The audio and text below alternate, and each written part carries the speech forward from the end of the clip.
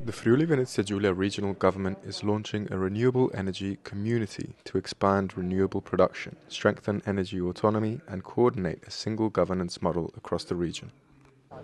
Va nel senso del programma una comunità energetica regionale che coinvolge tanti attori pubblici e privati al fine di portare un valore aggiunto rispetto a quelle sono le politiche di transizione energetica, quindi dare un vantaggio competitivo al territorio, andare a investire anche in aree degradate, questo lo faremo insieme alla società pubblica FVG Energia che abbiamo costituito poco tempo fa e quindi si va a ottimizzare tutte quelle politiche che vanno nei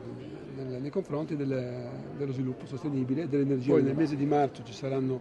appunto le sottoscrizioni, entro l'aprile ci saranno la costituzione del soggetto giuridico e poi inizieranno tutte le procedure per andare a chiedere agli organi competenti, a Roma si chiama GSE, dove avremo gli incentivi anche per questo tipo di comunità energetica. E poi ovviamente lo spettro sarà regionale, quello è importante, anche perché abbiamo per esempio una traccia, tante aree militari dismesse. Noi purtroppo negli anni della guerra fredda avevamo un terzo delle forze armate della nostra regione. Questi siti non sono economici per essere riconvertiti dal punto di vista del fotovoltaico per esempio e quindi la regione interverrà con FVG Energia affinché questi siti siano appetibili con degli interventi economici e mettere poi in questi siti molto importanti come superficie l'energia rinnovabile.